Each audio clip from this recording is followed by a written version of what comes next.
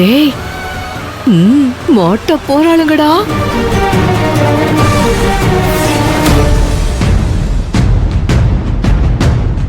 அண்ணி, அண்ணனோட ருத்ரதாண்டவம் ஆரம்பிச்சிருச்சு போல அண்ணி. நான் சொன்னதெல்லாம் ஞாபகம் இருக்குல்ல? இருக்கு அண்ணி. வா.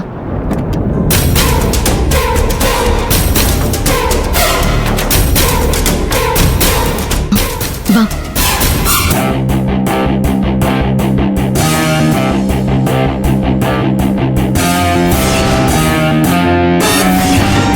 பாத்து பாத்து மெதுவா.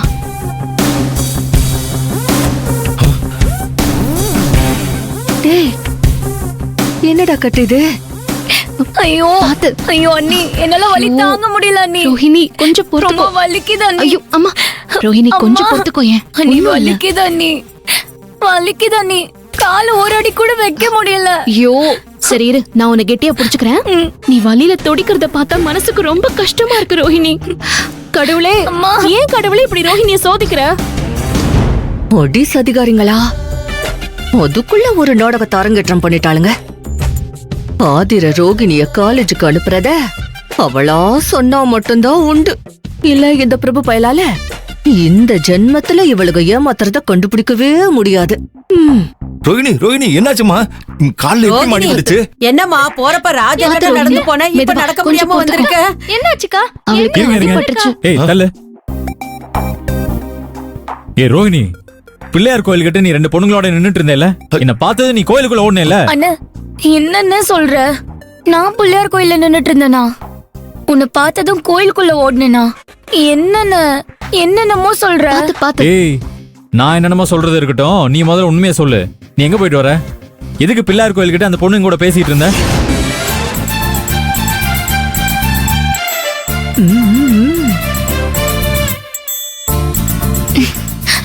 அண்ணி, இப்படியாச்சும் காப்பாத்துங்க அண்ணி. ஏங்க, நான் உங்களை என்னென்னமோ நினைச்சேன். ஆனா நீங்க இப்படி இருப்பீங்கன்னு நான் கொஞ்சம் கூட எதிர்பார்க்கலங்க. என்ன சொல்ற நீ? என்ன சொல்றேன்னா உண்மை தாங்க சொல்றேன். ரோஹிணியும் நானும் வாட்டர் கேன் போட போயிருந்தோம்.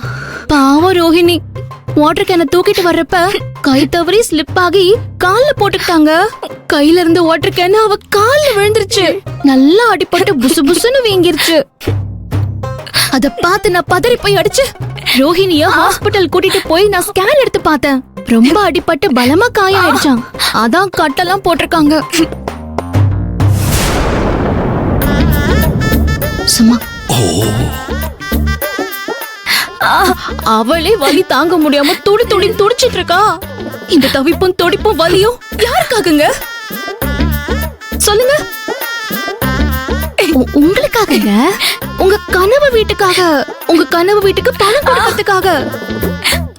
அதுக்காக தான் நானும் ரோஹிணியும் அலையா அலைஞ்சு வாட்டர் கேன் போட்டு அக்கடான்னு வீட்டுக்கு வந்தா நீங்க உடனே உன்னை அங்க பார்த்த, பிள்ளையார் கோவில் வாசல்ல பார்த்த, என்ன பார்த்ததும் பிடி உஷா மாதிரி ஓடிட்டான்னு சொல்லி சும்மா நோயின் கேள்வி கேட்டு டார்ச்சர் பண்ணிட்டு இருக்கீங்க. ஏய், நான் போதுங்க, போதும். உங்களுக்காக நாங்க கஷ்டப்பட்டதெல்லாம் போதும். இப்ப படுற கஷ்டமும் போதும். ஐயோ இல்ல ஆதிர, நான் என்ன சொல்ல வரேன்னா. என்ன சொல்ல வரீங்க? இப்ப தெளிவா சொல்லுங்க. ரோஹிணி எங்க பாத்தீங்க? இல்ல ஆதிர, என்ன நடந்துச்சுன்னா, நான் ஆபீஸ்ல இருந்து ஜீப்ல வீட்டுக்கு திரும்பி வந்துட்டு இருந்தேனா, அப்போ பிள்ளையார் கோயில் வாசல்ல ரோஹிணி நிக்கிறத பார்த்தேன். ஆனா என்ன பார்த்துட்டு இவ எங்க ஓடி போய் ஒளிஞ்சுக்கிட்டா. ஆனா நீ என்னடானா அவன் கூட வாட்டர் கேன் போட வந்து கால் அடிபட்டுருச்சுன்னு சொல்ற. எனக்கு ஒண்ணுமே புரியல. நான் என் கண்ணால பார்த்து அதை நம்புறதா இல்ல நீ சொல்றத நம்புறதா? நான் சொல்றத நீங்க நம்ப வேணாங்க. இப்போவும் நீங்க உங்க கண்ணாலே தானே பாக்குறீங்க. அவ கால் கட்டோட நடக்கிறதுக்கே கஷ்டப்படுறா. எப்படி உங்களை பார்த்து ஓடுவா? கொஞ்சமாவது யோசிச்சு பேசுங்க. நான் உன்னை கேக்குறேன்னு தப்பா நினைச்சுக்காதீங்க. நேத்து நைட்டு கனவு கண்ட மாதிரியே இப்ப ஜீப்ல வர்றப்போ உங்களை மீறி அசந்து தூங்கி கனவு எதுவும் கண்டீங்களா? அதெல்லாம் ஒண்ணும் இல்ல ஆதிர. பின்ன ஏங்க எங்களை சந்தேகப்படுறீங்க? உங்களுக்கே கொஞ்சம் நியாயம் தர்மம் ஏதாவது இருக்கா? என் பேத்தி எவ்வளவு கஷ்டப்பட்டு மாடா உழைக்கிறா. பத்தாததுக்கு இன்னைக்கு காலையும் உடைச்சுக்கிட்டு வந்துட்டா. இன்னொரு வீட்டுக்கு வாழ போற பொண்ணு இப்படி கால் கட்டோட எப்படிப்பா போக முடியும்? என்னம்மா ரோகிணி, பார்த்து கவனமா கேன தூக்க மாட்டியா? இப்படியா கால்ல போட்டுக்குவ? இப்ப நீ வலியால துடிக்கிறீல்ல, யாரால என்ன பண்ண முடியும் சொல்லு? இல்லப்பா, இப்ப எனக்கு கால் வலி கூட பெருசா தெரியல. ஆனா அண்ணன் என்ன ஏதோ கோயில் வாசல்ல காலேஜ் பொண்ணுங்க கூட பார்த்தேன்னு சொல்லும் போதுதான் மனசுக்கு ரொம்ப கஷ்டமா இருக்குப்பா. ஏங்க உங்க தங்கச்சி சொன்னதை கேட்டீங்கல்ல? உங்களை நான் கையெடுத்து கும்பிட்டு கேட்டுக்கிறேன், நீங்க இந்த மாதிரி சந்தேகப்படாம இருங்க. முதல்ல நீங்க கனவே நினைச்சிட்டு இருந்ததுனால கோவில் வாசல்ல இருந்த யாரோ ஒரு பொண்ணு உங்களுக்கு ரோஹிணி மாதிரியே தெரிஞ்சிருக்கா. அவ்வளவுதாங்க, தயவு செஞ்சு புரிஞ்சுக்கோங்க. ஆமா ஆதிர, நீ சொல்றதும் உண்மைதான். நான் கனவே நினைச்சிட்டு இருந்ததுனால ரோஹிணி மாதிரி ஒரு பொண்ணை பார்த்து ஏமாந்துட்டேன் போல இருக்கு. Sorry Aadhira, sorry. ஏங்க என்ன ஆதிர? என்னங்க நீங்க? உங்க சாரி எல்லாம் யாருக்கு வேணும்? அவ கட்டு போட்டு நடக்க முடியலன்னு சொல்லி வலியால துடிக்கிறா, நீங்க பாட்டுக்கு அசால்ட்டா போயிட்டே இருக்கீங்க. நீங்களே தூக்கிட்டு வாங்க. எங்களை சந்தேகப்பட்டதுக்கு உங்களுக்கு இதான் தண்டனை. சரி, நோ ப்ராப்ளம். வா தூக்குறேன். தூக்குங்க. ஐயோ அம்மா.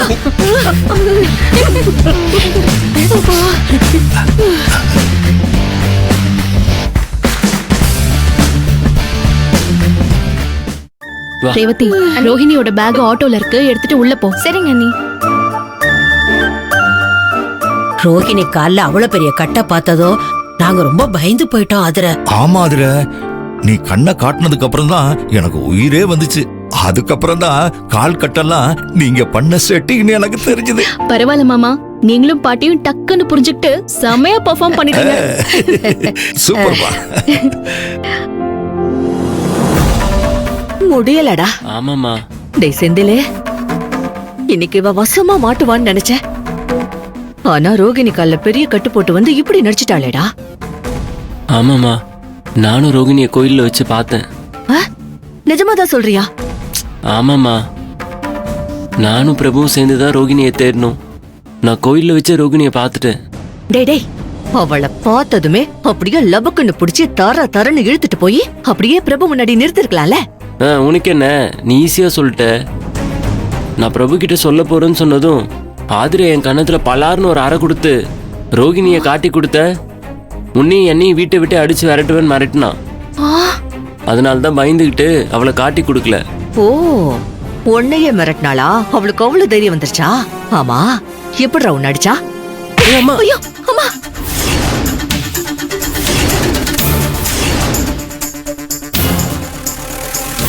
எப்படி அடிச்சேன்னு கேட்டீங்கல்ல, அதான் அடிச்சு காமிச்சேன். இங்க பாருங்க, ரோஹிணி காலேஜுக்கு போற விஷயம் அவருக்கு மட்டும் தெரிஞ்சது, உங்க 2 பேரையும் வீட்டை விட்டெல்லாம் அனுப்ப மாட்டேன். விஷத்தை வச்சு ஒரே அடியா மேல அமிச்சிருவேன்.